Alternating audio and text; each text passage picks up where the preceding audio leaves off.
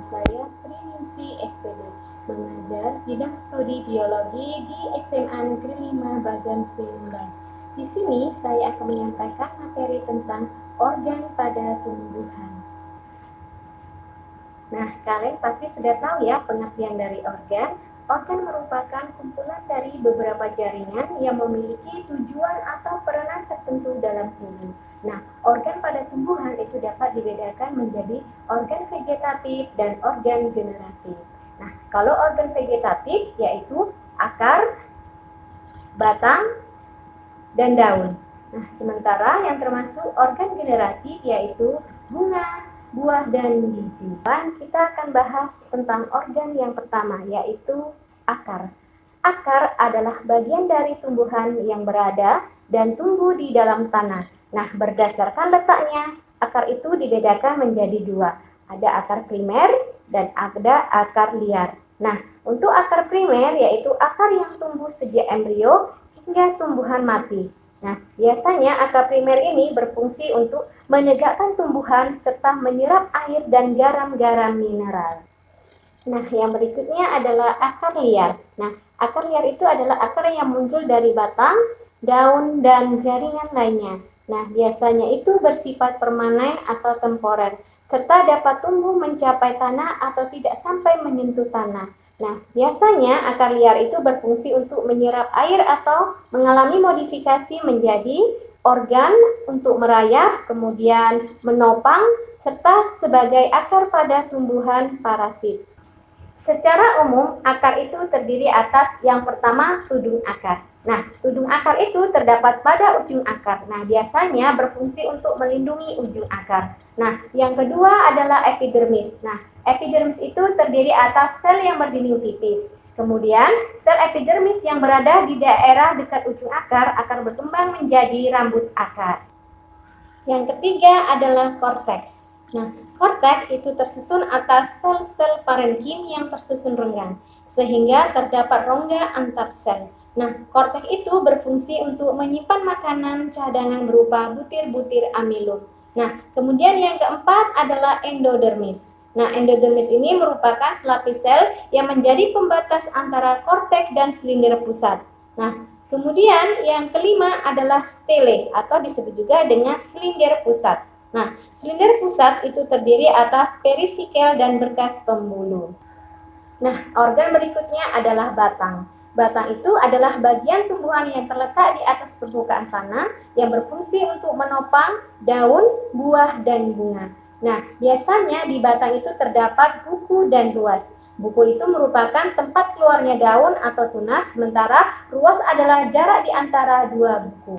Nah, sekarang kita akan bahas tentang struktur batang. Nah, batang itu tersusun dari yang pertama epidermis. Nah, epidermis ini terdiri atas satu lapis sel yang tersusun rapat tanpa ruang antar sel. Nah, di epidermis batang itu memiliki berbagai macam modifikasi, yaitu stomata, kemudian trikoma, sel silika, dan sel gabus. Nah, yang kedua adalah korteks. Nah, korteks ini tersusun atas parenkim, kolenkim, dan sklerenkim, yang mana berfungsi untuk menyokong dan memperkuat tubuh. Nah, yang ketiga adalah stele atau silinder pusat. Nah, stele ini terletak di sebelah dalam batang. Nah, di dalam stele terdapat sel parenkim dan berkas pengangkut.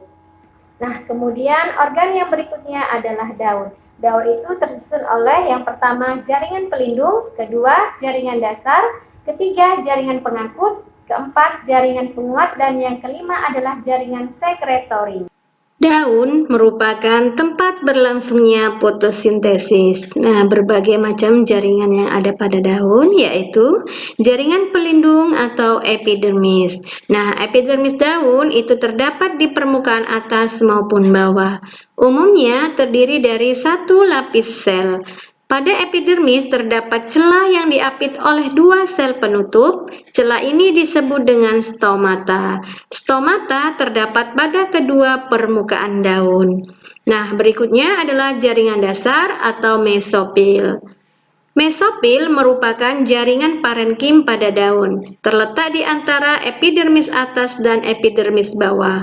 Pada kebanyakan tumbuhan dikotil, mesofil akan berdiferensiasi menjadi jaringan tiang atau palisade dan jaringan bunga karang atau spon.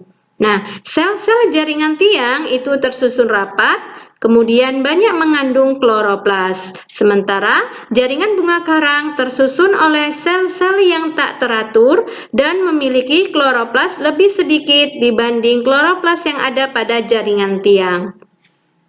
Nah, yang berikutnya adalah jaringan pengangkut. Berkas pengangkut pada daun itu berupa tulang daun. Nah, di dalam berkas pengangkut, xilem selalu berada di atas, kemudian phloem atau berada di sebelah dalam.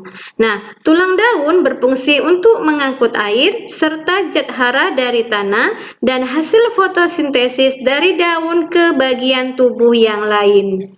Nah, berikutnya adalah jaringan pengangkut. Jaringan pengangkut daun itu berupa kolenkim dan sklerenkim. Kolenkim terdapat di dekat tulang daun pada tumbuhan dikotil, sementara sklerenkim ditemukan pada berkas pengangkut tumbuhan monokotil. Nah, kemudian adalah jaringan sekretori. Nah, jaringan sekretori itu dapat berupa kelenjar, baik sel resin dan sel tanin. Kelenjar dapat ditemukan pada daun-daun lebar berupa massa sel-sel parenkim yang padat di ujung berkas pembuluh. Adalah bunga. Bunga itu merupakan alat reproduksi generatif yang muncul hanya pada saat tumbuhan telah mencapai usia tertentu.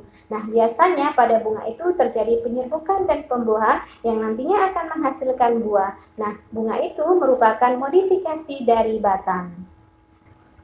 Nah, struktur bunga sempurna itu terdiri atas dasar bunga, kemudian perhiasan bunga yang meliputi kelopak dan mahkota, kemudian benang sari dan putih.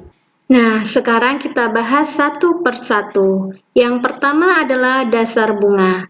Nah, dasar bunga merupakan ujung percabangan yang berhenti pertumbuhannya dan menjadi tempat tumbuhnya perhiasan dan kelamin bunga.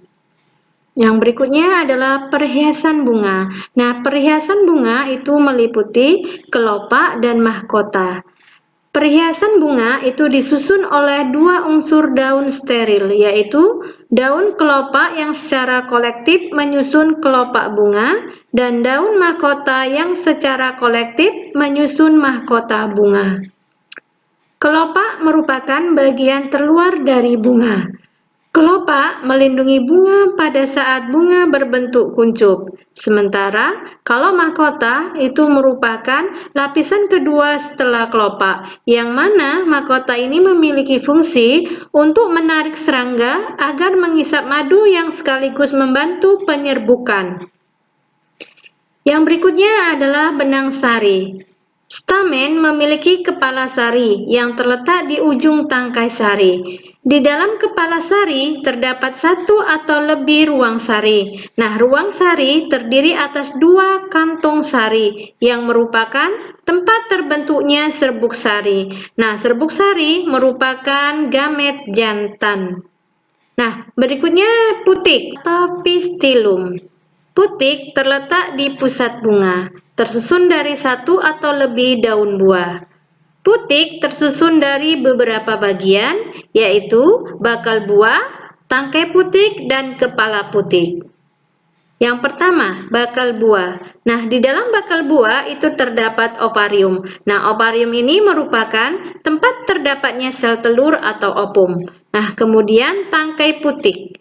Tangkai putik berfungsi untuk menyokong kepala putik. Nah, kemudian yang berikutnya adalah kepala putik. Kepala putik itu merupakan bagian paling atas dari putik, sebagai tempat melekatnya serbuk sari. Nah, itu tadi penjelasan mengenai tentang organ pada tumbuhan, baik organ generatif maupun organ vegetatif. Terima kasih.